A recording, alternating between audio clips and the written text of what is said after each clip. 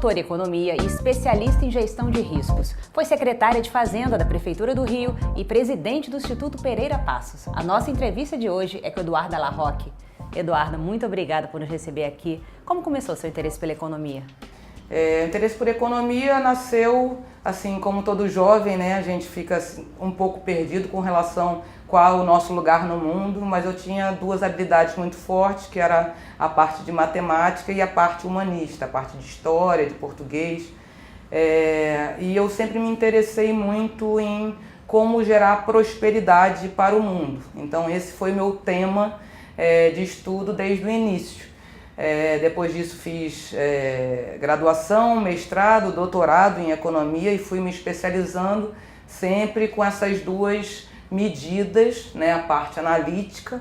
Então eu fiz campo de doutorado no curso de economia da PUC. Eu sou a primeira doutora em economia da PUC, em economia do setor público e em finanças. Então era por um lado cálculo estocástico e por outro lado como que a gente consegue de fato uma gestão pública mais justa, mais eficiente.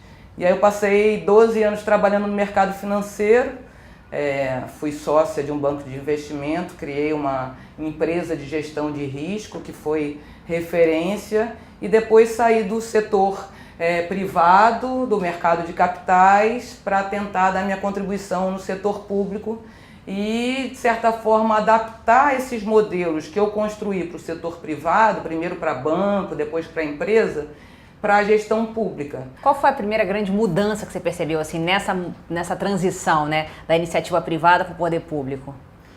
Olha, foi um grande choque, né? Assim, uma mudança muito radical, porque do ponto de vista de incentivos pessoais, é muito ruim trabalhar no setor público. Então, acho que a primeira grande mudança que a gente precisa ter no nosso país, e a gente precisa de muitas mudanças, é alterar os incentivos de quem vai para o setor público, né? Então, você é muito exposto a riscos pessoais, então, assim, questão de processos e a questão do Ministério Público e toda a parte de regulamentação, então é uma coisa muito arriscada do ponto de vista pessoal, de responsabilidade pessoal. Quem é honesto ganha pouco, então eu acho que a gente tem que criar incentivos mais adequados para pessoas como eu, que tem vontade de dar sua colaboração para a coletividade, tenha acesso facilitado. Então, assim, para ter coragem para ir, tem que ter um motivador muito grande. E no meu caso, eu levei um tiro. Então, eu levei um tiro e em Ipanema, às 8 horas da tarde, numa quarta-feira. E aí eu falei, eu tenho que fazer alguma coisa pela minha cidade que eu adoro. Sou jogadora de frescobol, adoro praia, antes de desistir da minha cidade. Então eu queria uma cidade melhor para os meus filhos, que agora já estão grandes, não deu tempo, que seja para os meus netos. Mas não só para os meus filhos e para os meus netos, mas para os filhos e para os netos daquele cara que me deu o tiro e que não tinha oportunidade nenhuma. Então, assim, eu fugi, nada aconteceu comigo e, enfim, eu já estava num processo de mudança acumulei riqueza e acho que a minha história antecipa a história que vai ser a história do mundo.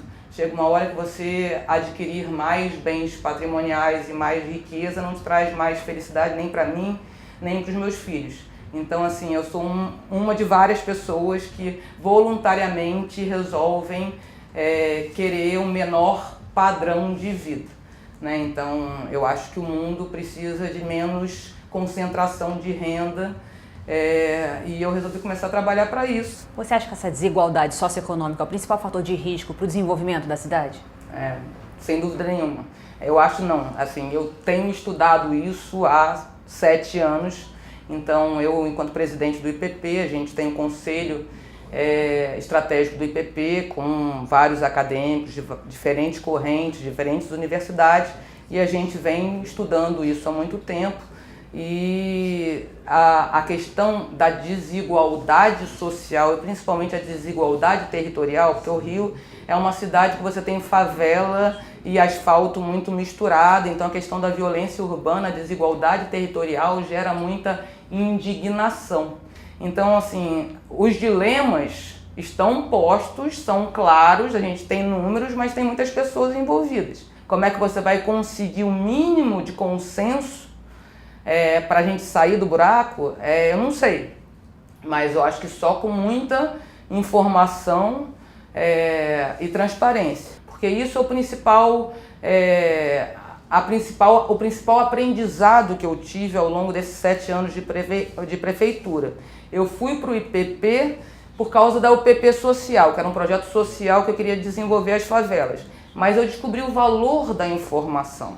Então o que a gente tem que ter é informação crível. Você não pode colocar a raposa para tomar conta do galinheiro, de um órgão externo avaliando a qualidade da política pública. E também ampliar um pouco, né, esses indicadores, né, porque os indicadores às vezes são um pouco fechados, esses indicadores do IBGE, entre outros. Assim, tem indicadores também que fazem, na verdade, eles representam mais o dia a dia, né, do trabalhador, do morador ali daquela comunidade. Exatamente. Então, assim, é exatamente isso que eu estou perseguindo, Gabi, desde que eu saí do IPP. Um indicador que seja guia, que seja consensual.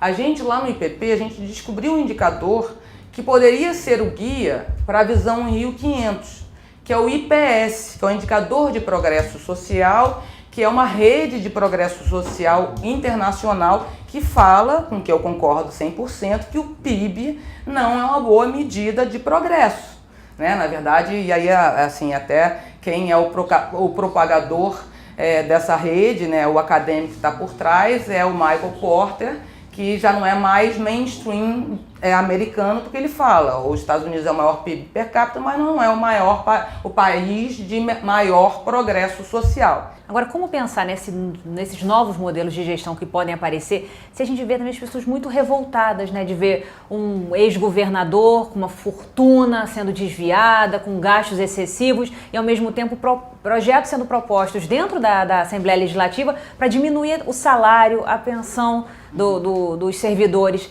Como fazer, como equilibrar isso, assim, de sair desse momento de revolta para realmente uma coisa prática e eficiente de mudança? Com muita transparência e com justiça. Então, assim, bem sinceramente, os primeiros salários que deveriam ser 100% cortados é de todos os secretários, de todo mundo do Legislativo. Certamente os deputados que trabalham na Câmara, na Alerj, conseguem viver 6 meses sem os salários deles.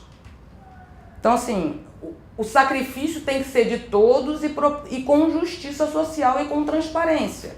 Lógico que é fácil passar isso não pela Alerj, a Alerj que vai votar, mas assim, se tiver transparência, não pode ser só oposição, antagonismo. Tem que ter um mínimo de regime de cooperação, com base em informação e com sacrifício. Por que o dinheiro desviado pelo Cabral não financia um fundo de desenvolvimento da favela, por exemplo? Porque aí se esse dinheiro for lá para o Ministério da Justiça, até conseguir alguém fazer um fundo de proteção para os servidores.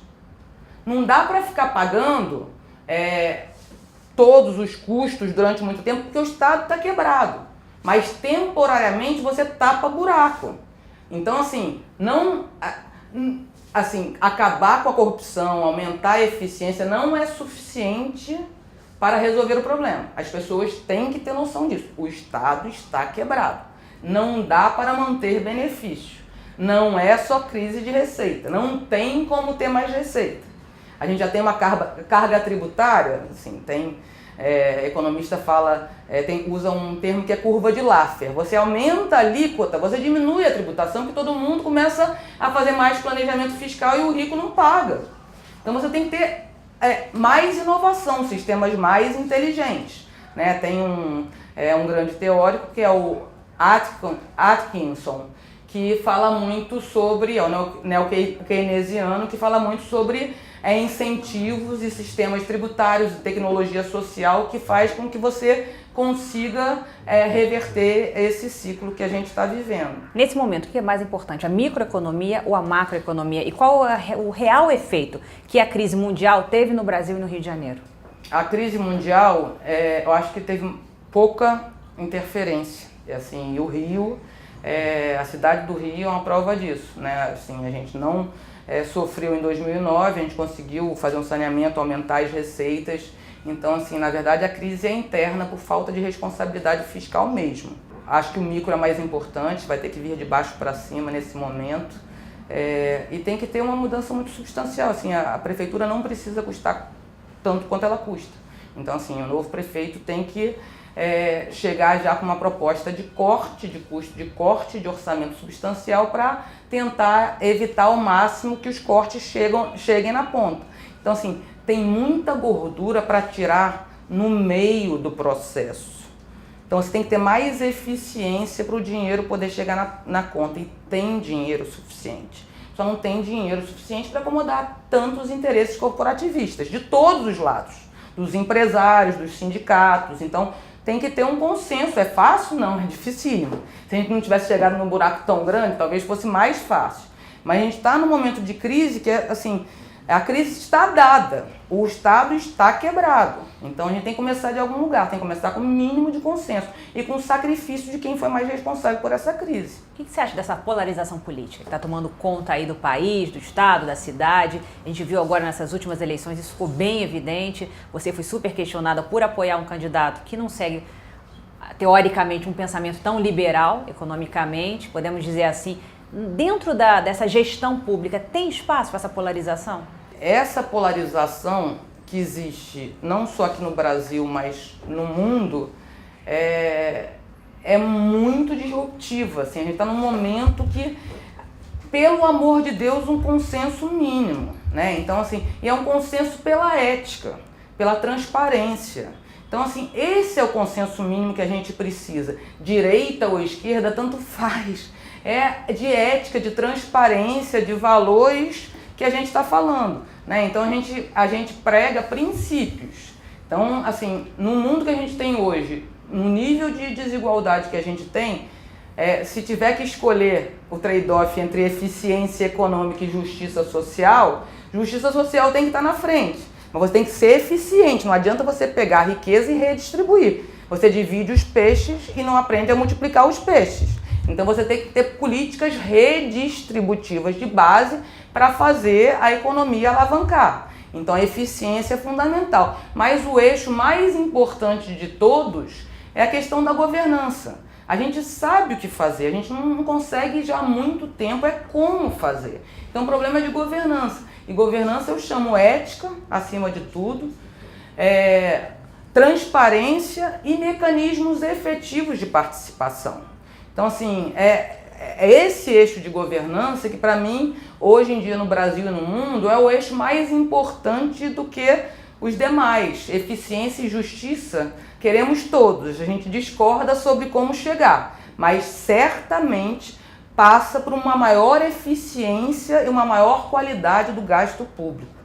A qualidade é muito baixa, então a gente tem que fazer alguma coisa muito substancial para reverter isso. Como é que você vê essa distância do poder público, por exemplo, e da sociedade em questões como Uber, também, isso mexe também em questões como Airbnb, entre as questões de compartilhamento, que é uma coisa que está acontecendo, está aí no mundo, e o poder público tem que conseguir legislar em cima disso. Como você vê isso? É, assim, um retrocesso absurdo, está indo na contramão da história, mas é que eu falo, a gente está num momento de ruptura. Então, na verdade, você tem que ver o lado da população, do cidadão, assim, a mudança, a gente está mudando de uma sociedade de consumo para uma sociedade de conhecimento, de bem-estar. E compartilhamento. E compartilhamento, em que o foco vai ser o cidadão. Então o cidadão exige da empresa e o cidadão não permite mais que existam acordos entre as empresas, os taxistas, e a prefeitura, que impeçam que exista um livre mercado e melhor qualidade para ele. Então, esses acordos entre privado e público que tem que envolver os interesses da população. Daí que a gente sai com a ideia do pacto, que é uma PPP6, uma parceria público-privada de 6 setores que tem que estar envolvidos nesses acordos, que são os novos poderes, né? Então a população tem que se organizar, mas não só para tirar pedra, não só para impedir, mas para participar colaborando. Então, a economia circular, a economia colaborativa é o futuro, não adianta impedir, não adianta criar restrição.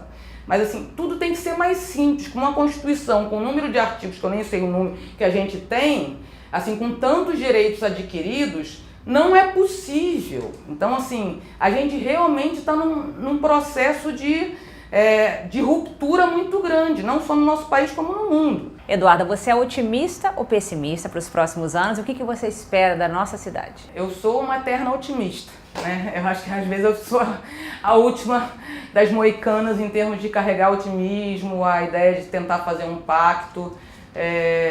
Eu sou pessimista a curto prazo e otimista a médio prazo. Então acho que a gente está passando por um processo de revolução no mundo. Vai doer, como todas as revoluções. Mas eu acho que a gente vai sair, e não vai demorar tanto tempo assim, com uma cidade melhor, com um estado melhor, com um país melhor. E eu acho que o Brasil tem um espaço reservado no mundo como uma grande capital de biodiversidade. Então acho que o nosso futuro continua sendo promissor. A gente tem uma frustração grande porque a gente teve a oportunidade de deixar de ser o país do futuro. O Domenico de Masi tem até um livro sobre isso. Perdemos a oportunidade com as Olimpíadas, mas assim, os ativos estão aí e a gente pode aproveitar, a gente tem muito valor, muito ativo para compartilhar. Tá ótimo, muito obrigada pela sua entrevista. Obrigado a vocês, tchau, tchau.